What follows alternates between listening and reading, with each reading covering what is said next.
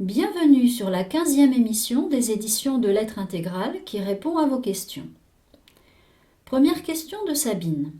Où vont les animaux après leur mort?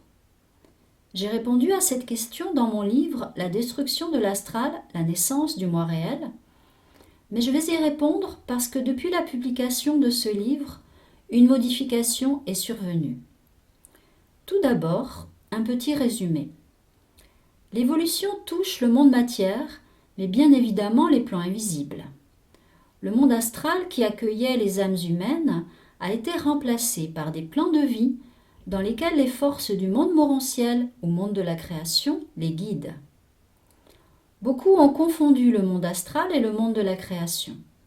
Dans le premier, les entités ne pouvaient pas sortir moindrement l'individu de sa programmation de vie, mais pouvaient les aider un peu à la supporter. Les forces de vie, elles, aident considérablement l'âme de l'être humain après la mort. L'animal avait le rôle de prendre sur lui un maximum du karma négatif de son maître. Toutes les maladies qu'il contractait ou les accidents dont il était victime avaient pour but d'éviter à son maître d'être malade ou de mourir.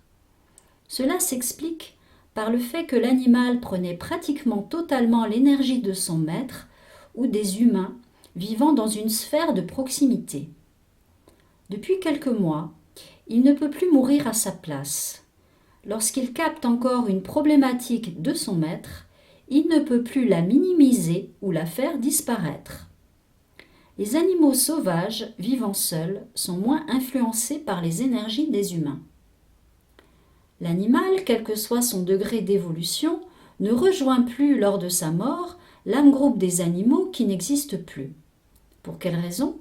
Parce que l'animal est en train de lâcher la notion de sacrifice de son identité.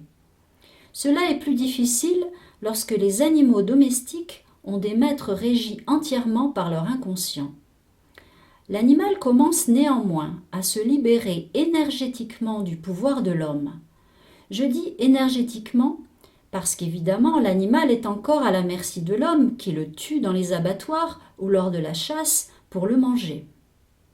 Lorsqu'il meurt, il rejoint maintenant une zone parallèle à celle des âmes des humains où il peut se libérer de l'identité de son maître ou des humains qui vivaient à proximité et créer une âme individuelle qui lui permettra de ne plus conserver en lui les mémoires des souffrances de ces personnes, ni celles du règne animal. L'animal se réincarnera soit en être humain, soit en animal, selon son taux vibratoire, et veillera à la sauvegarde de ce règne lors de son incarnation.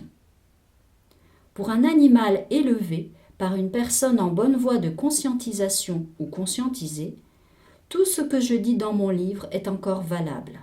La notion de sacrifice n'est pratiquement plus présente chez ces animaux. Deuxième question de Nora. Lors de votre dernière vidéo-réponse, vous parlez de l'accord entre le mental conscient et l'émotion pure dans le corps. Comment mettre l'accord entre les trois?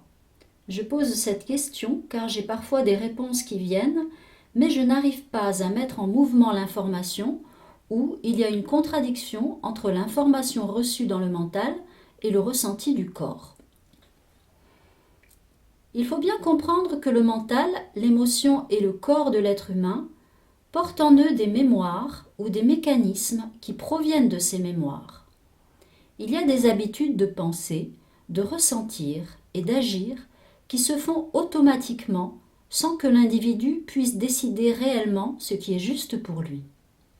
C'est la raison pour laquelle il est nécessaire d'imprégner la vibration de son identité réelle via son double éthérique à ces trois niveaux en même temps.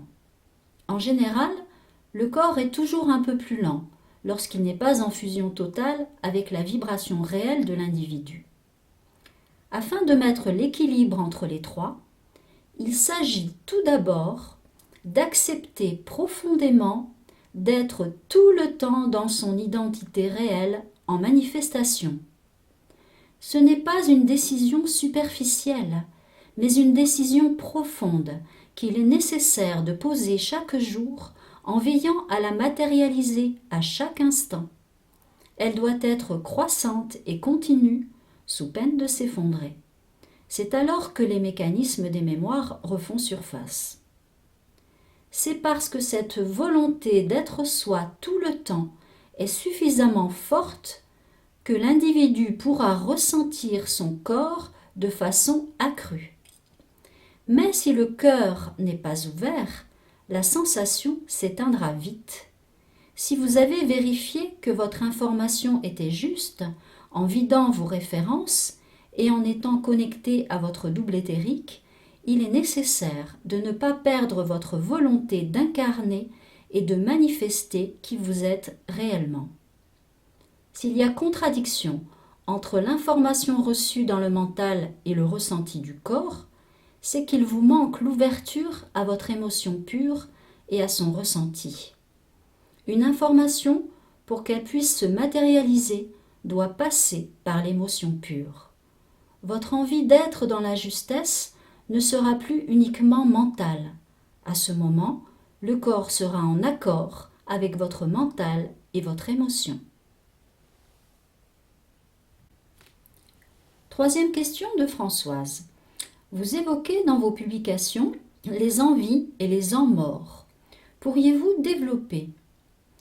Les envies qui viennent de l'inconscient, c'est-à-dire des mémoires des ancêtres, des vies antérieures ou du karma engendré dans sa vie, sont polarisées, c'est-à-dire qu'elles vont générer ensuite des événements souffrants, le contraire de la vie. C'est pourquoi je les appelle les en morts. Ces mémoires ne peuvent amener qu'une reproduction du passé. Elles ne peuvent créer la vie.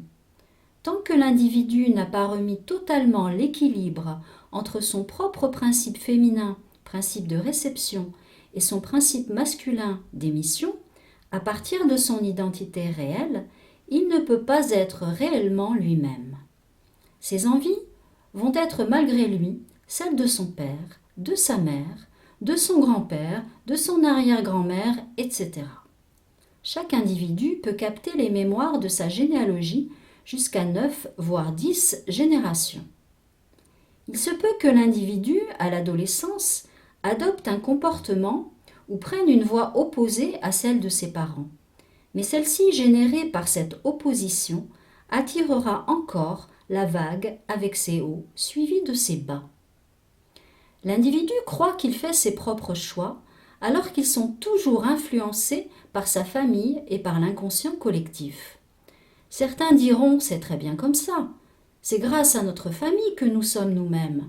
Eh bien non, chaque personne a une individualité réelle qu'il est nécessaire de retrouver pour ne plus reproduire l'échec.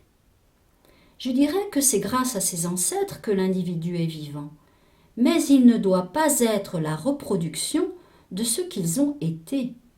Il ne s'agit pas de les renier, mais il est nécessaire d'être soi-même afin que chacun soit autonome et que le monde ne retombe pas dans les mêmes écueils. À partir du moment où l'individu n'est pas lui-même, il est en proie au pouvoir d'autrui. Il ne peut discerner le vrai du faux puisque son mental et son émotion ne sont pas les siens. L'envie réelle provient de la connexion à son moi réel, son double éthérique, et non à son moi familial et collectif.